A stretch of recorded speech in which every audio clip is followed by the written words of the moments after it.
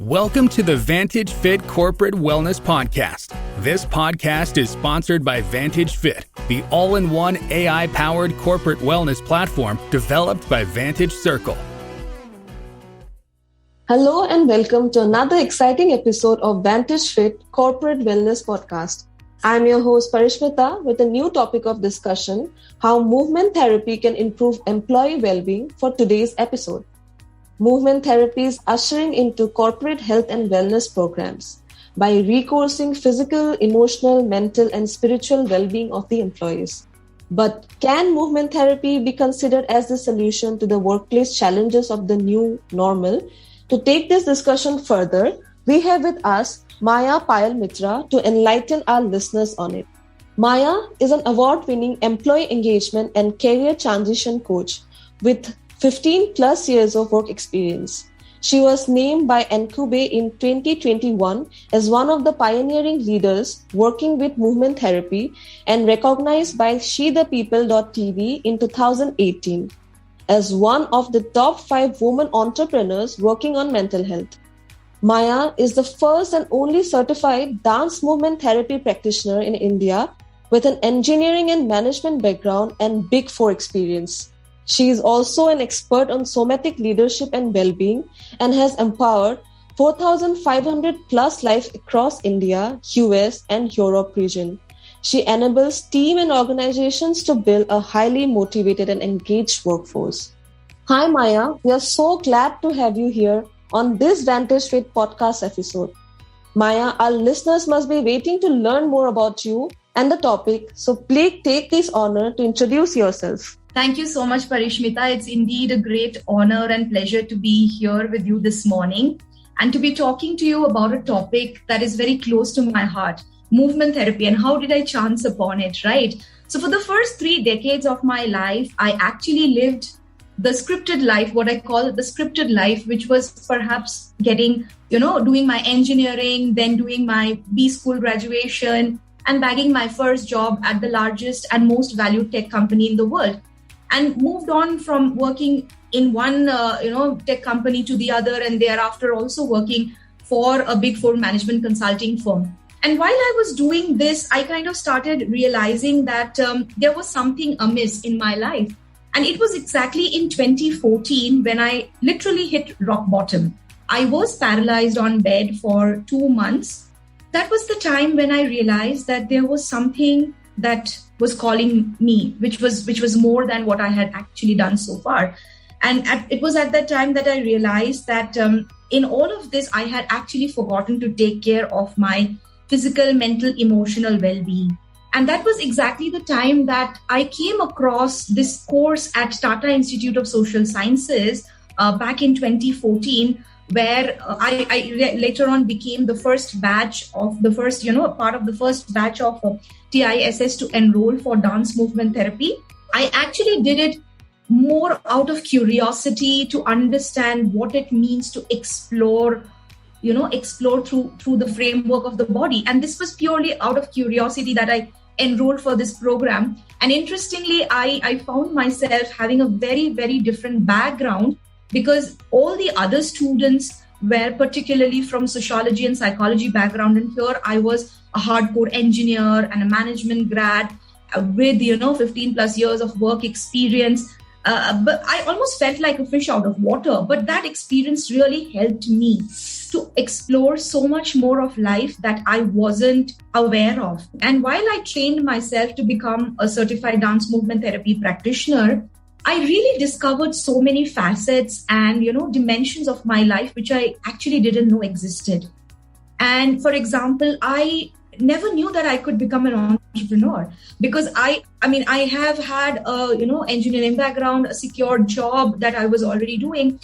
It was actually at that point in time that the seed was kind of planted in my soul that I could perhaps go out in the world and impact people from a different perspective of bringing, holistic well-being into the world and especially bringing it back to the people in the corporate because I have worked so many years in the corporate structures and I do understand where the shoe pinches. So going back to my personal experience of being paralyzed for 2+ months, having experienced immense amount of stress and workplace burnout, I really knew that there is so much more that can be done within the framework of corporate structure. And that later on became my mission in life, to bring, movement therapy into India Inc. And that's exactly what I'm doing right now. And we are having this conversation today.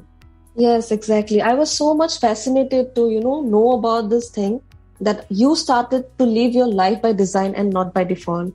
Many of us are doing jobs, we are in different sectors, but few have the courage to do it. And listening to your story back in 2014 when you were paralyzed, and how this journey started, how you became so much an enthusiast about movement therapy, this really fascinated me, Myah. Thank you so much.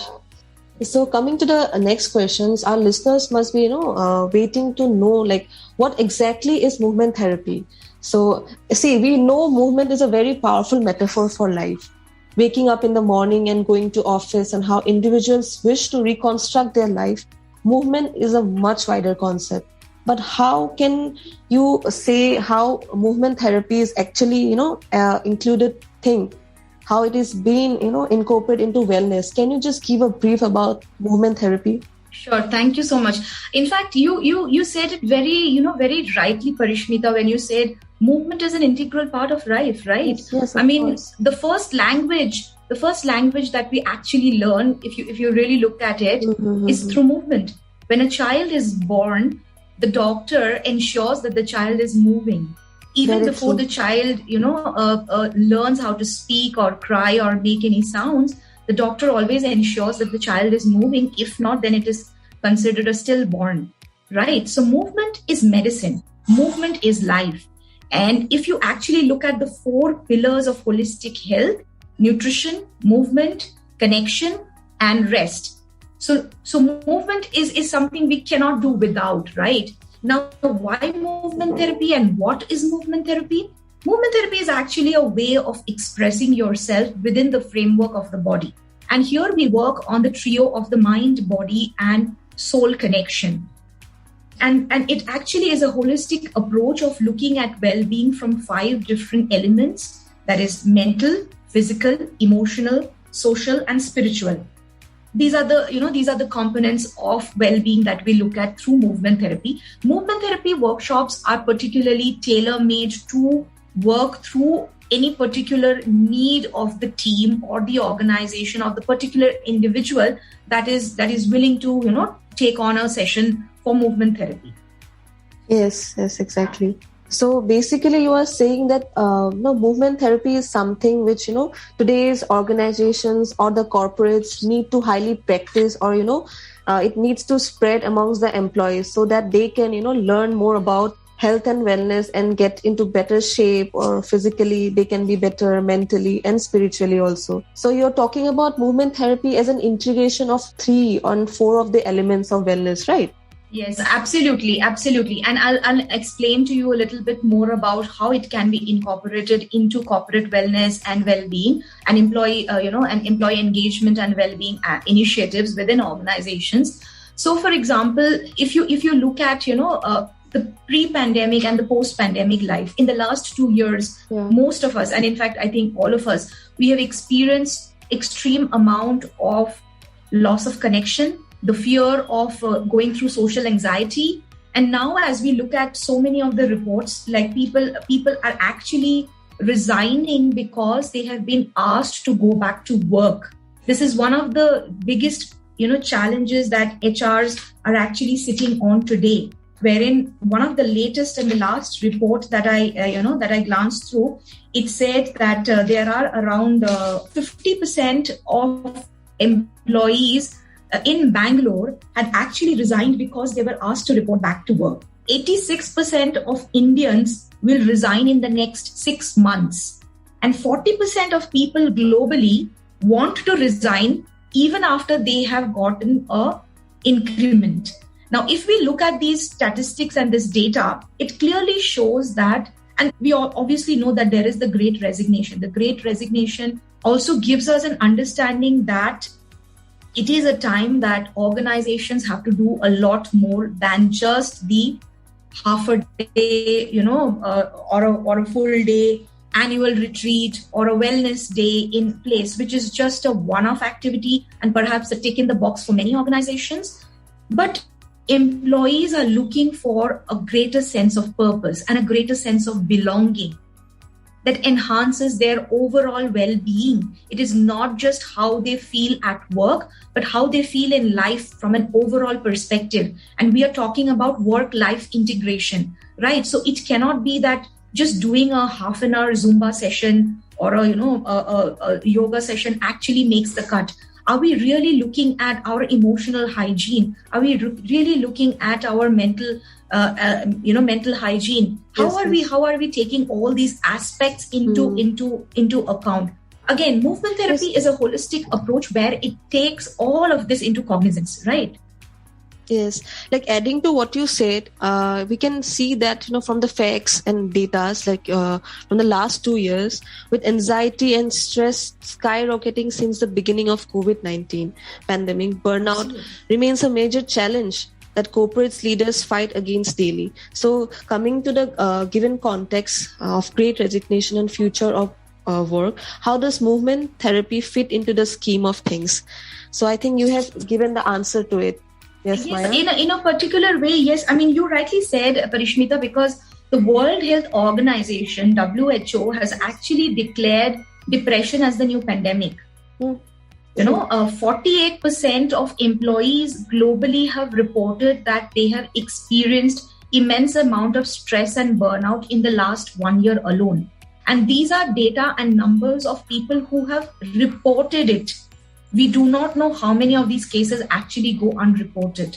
So if you actually look at how organizations are looking at, employee well-being, many organizations actually have an EAP, which is an employee assisted program, where you have a number you can call up anonymously if you're going through stress or anxiety, or perhaps you want to share something in all anonymity. But the truth is, and this is again, this is what I have found from many of my HR friends in the industry, is that there is a low usage of this particular program amongst organizations.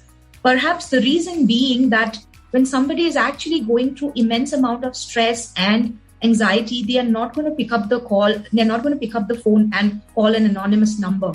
So what we really need to go back and look at is preventive well-being rather than reactive. Movement therapy falls in the category of preventive well-being.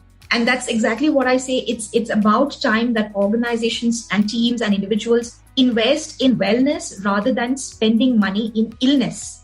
Let's not sit at the cusp of sit at the cusp of something goes wrong and somebody feels suicidal or somebody feels extremely burnout or stressed or burnout, and therefore pop the pill, go to go to a psychiatrist or a doctor.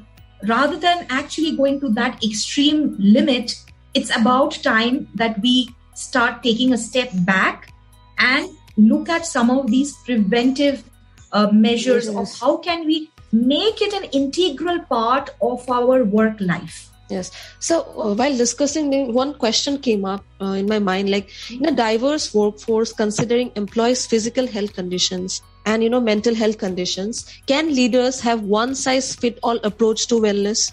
Absolutely not. The answer is a resounding no. It is no in all bold and capitals. I think each organization, each team, and even within organizations, I would say each team have their particular demand. And each individual is as unique as your unique fingerprint. So you cannot have a one-size-fit-all wellness solution or a well-being solution for employees. And therefore, it makes so much sense for organizations to really think beyond the normal, to think different, and to reimagine the future. Because if we're looking at the skill sets of the future of work, we are talking about skills like empathy, resilience, creativity. These are skills which cannot be replicated by machines. We are sitting in an age of robotic process automation, of AI and ML, right? But these are skill sets which cannot be replicated by bots or machines, and therefore we will need more individuals to have these skill sets. So how are organizations helping their workforce to build on their resilience skill set or to really hone in on their creativity? Again, movement therapy is one of the solutions to that answer. Yes, Myah, I cannot agree more to this.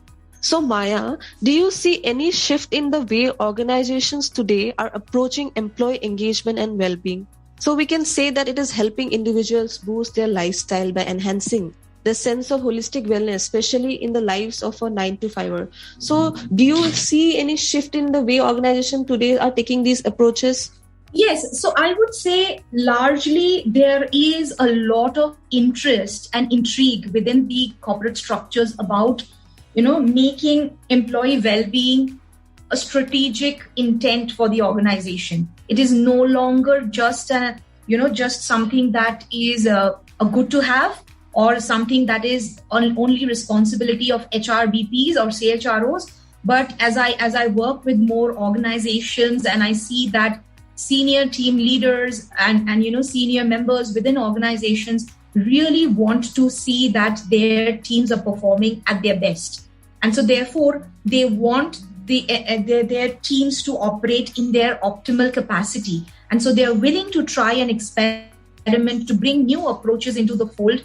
And again, like I mentioned, this is something which is extremely exciting for all of us also at a time, because we are talking at a time when there is the Great Resignation.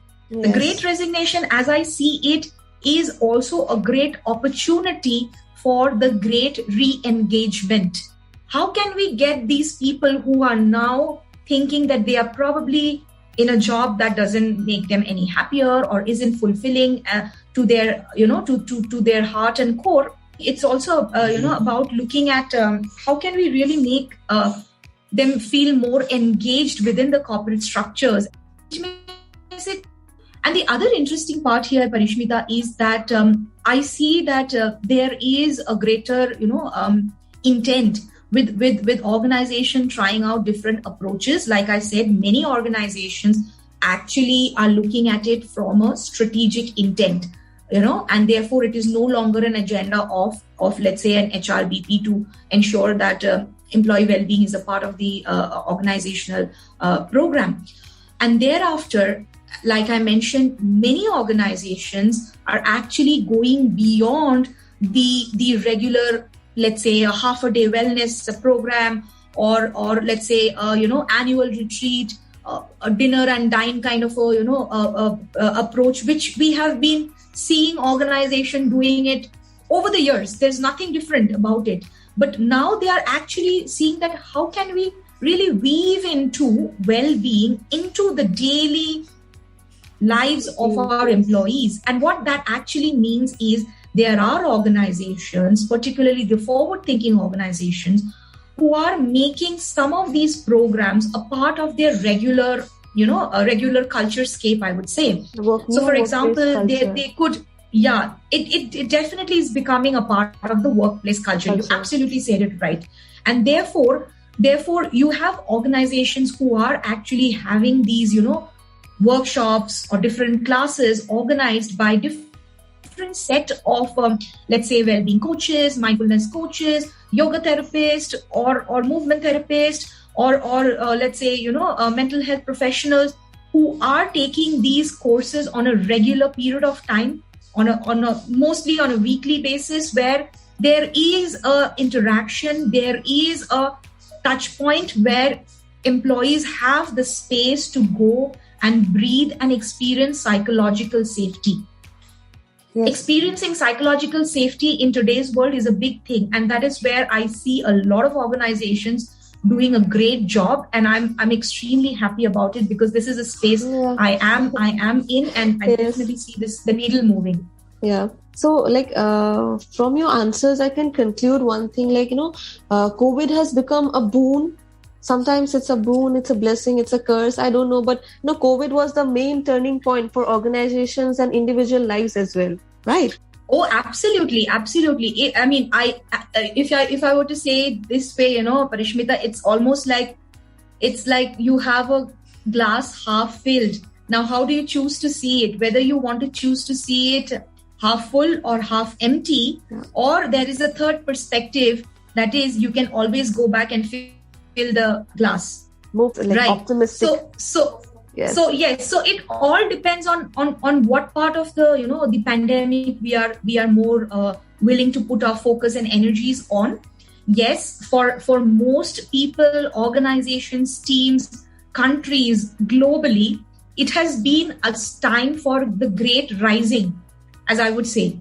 A lot has been stirred. So many of us has been churned, whether emotionally, mentally, physically, right? Even within the corporate structures, and even in the larger perspective of life, right? There are so many cases that we have seen having risen, particularly because, let's say, partners or spouses or families had to live together in a physical environment for a prolonged period of time. Yes. So a lot of the challenges and a lot of these quote unquote mental issues, which were literally hiding under the carpet, could no longer hide under the carpet, because now has been the time when all of these challenges kind of came out in the fore, and we had no place to hide but to literally sit with the discomfort and therefore make a conscious choice going forward what we want to do with the discomfort. Yes, right. And I think that probably answers your question. Yes, it answers my questions really well. So, Myah, something out of the box. Are you a fitness enthusiast, or are you an outdoor person? I am very much a fitness enthusiast. I mean, I don't know where did you pick that up from, but so I'll tell you something about myself, Parishmita. So I have been a couch potato pretty much for the first 3 decades of my life, and I have never been into sports. I always was the geeky, studious girl in school. I would study hard, get the grades, get the marks, always first class, did even in my engineering first class degree with distinction, all of that, but never a sports person. The only time, and this is funny, the only time I ever participated in sports in school was I came last. That was the only time. That was a skipping rope. Okay, that was a skipping rope competition, and I came last, and I cried so bad and hard because I have always been the person winning, and I've always been the person, taking the prizes, standing on the podium. And here I was like, I didn't get any prize. I came back crying so hard. Like for 2 days, I like literally slept on the sofa and cried so hard. And my mom said, "This is it. You don't participate in any other sports competition because ek baar mein you lost and you did so much of, this thing." And that was it. But then again, like I said, this whole episode of me being paralyzed on bed really made me see my life in a flashback.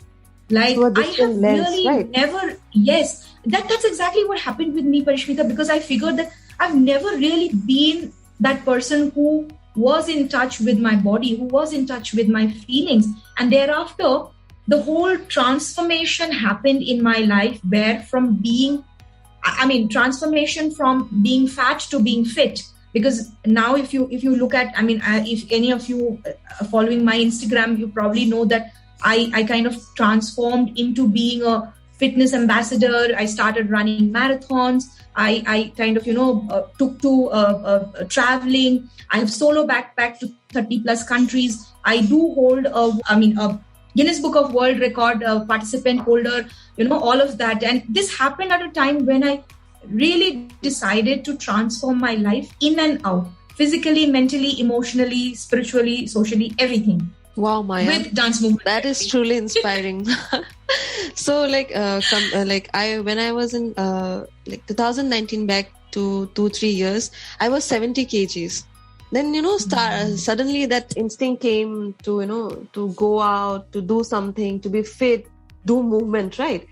So I started doing brisk walking. I didn't go to any gym or take a diet plan, but I started doing brisk walking. Then now I'm 65 kgs.